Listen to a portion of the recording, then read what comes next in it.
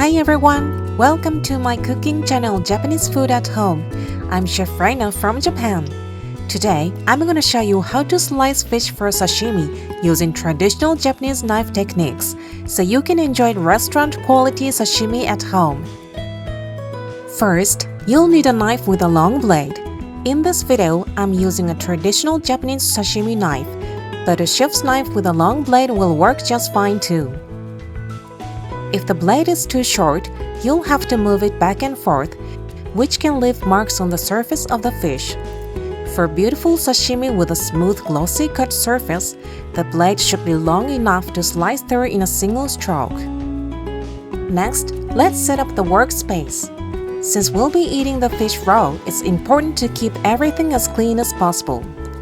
Before you begin, wipe down your work surface and sanitize it with alcohol spray. Place a silicone mat or a damp kitchen towel underneath the cutting board to keep it from slipping. Position the cutting board near the edge of the counter so you can move the knife comfortably.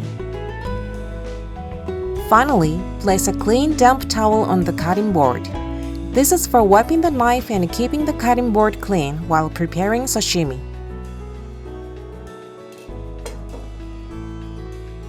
Now, let's take a look at how to make Hira-zukuri, the most common sashimi cut for tuna. Tuna has a distinct grain pattern, so it's important to slice across the grain rather than along it. If you're right-handed, position the tuna block so the grain on the surface runs upward toward your right. From the side, the grain should be angled slightly toward you. This orientation reduces resistance as you slice, helping the flesh stay intact and giving you cleaner cuts.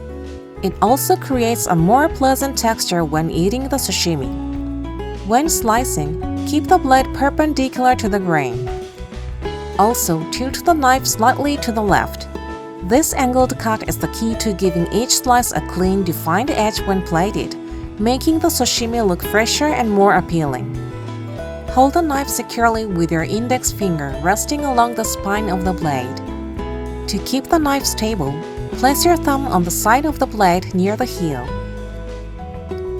Place the tuna block near the front edge of the cutting board so you can move the knife smoothly. Start the cut from the heel of the blade, then pull the knife toward you, using the entire length of the blade in one long stroke. Rest your left hand very lightly on the fish to avoid warming it with your body heat. Once the slice is fully cut through with the tip of the blade, use the knife to move it to the right side. Wipe the knife with a damp towel from time to time to keep it clean, and repeat the same motion. This cutting style is called Hira-zukuri. It is one of the most common and classic ways to cut sashimi. Next, let's look at Sogi-zukuri, a slicing technique where the knife is held at a low angle. For this cut, place the tuna block so the grain on the surface runs downward toward your right, which is the opposite direction from Hira-zukuri. From the side, the grain should still be angled slightly toward you, just like before. Instead of placing the block straight, angle it slightly so you can move the knife more smoothly. Decide the angle of your cut so the blade crosses the grain on the surface. Then lower the whole blade, keeping it at a shallow angle. By slicing this way, you can create a larger cut surface even from a thinner piece of fish. Place your left hand lightly near the front of the fish with your fingers extended. Start the cut from the heel of the blade, then pull the knife toward you in one smooth motion. At the end of the cut, raise the knife back up so the blade meets the cutting board vertically, then separate the slice.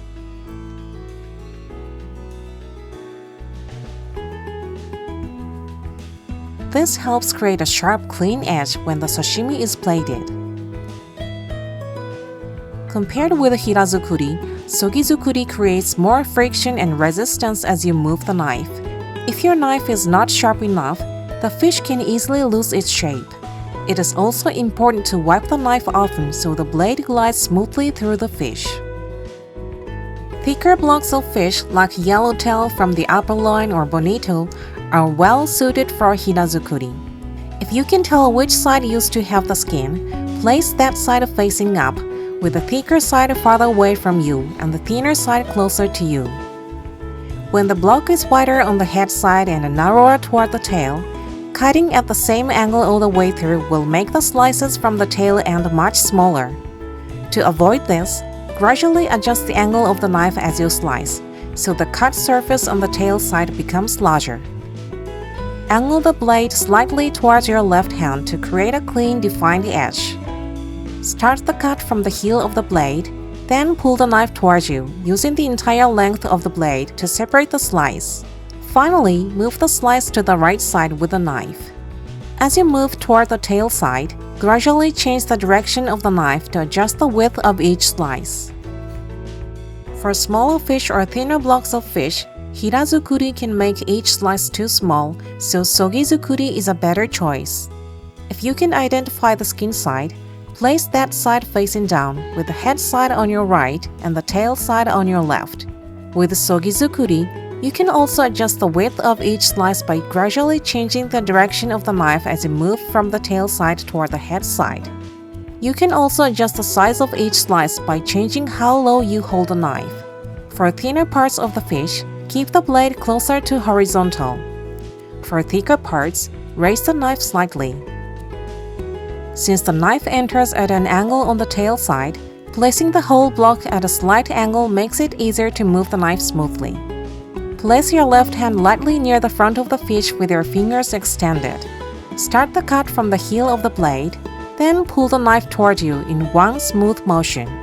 At the end of the cut, raise the knife back up so the blade meets the cutting board vertically. Then separate the slice.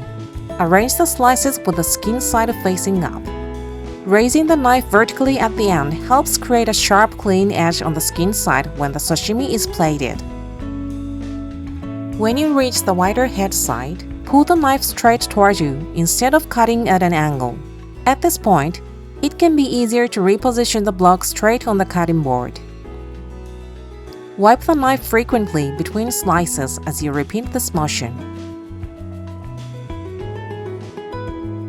Now, let me briefly show you how to plate the sashimi. First, soak the finely shredded daikon in cold water to make it crisp, then drain it well. Gently shape it into a small mound with your hands and place it on the plate.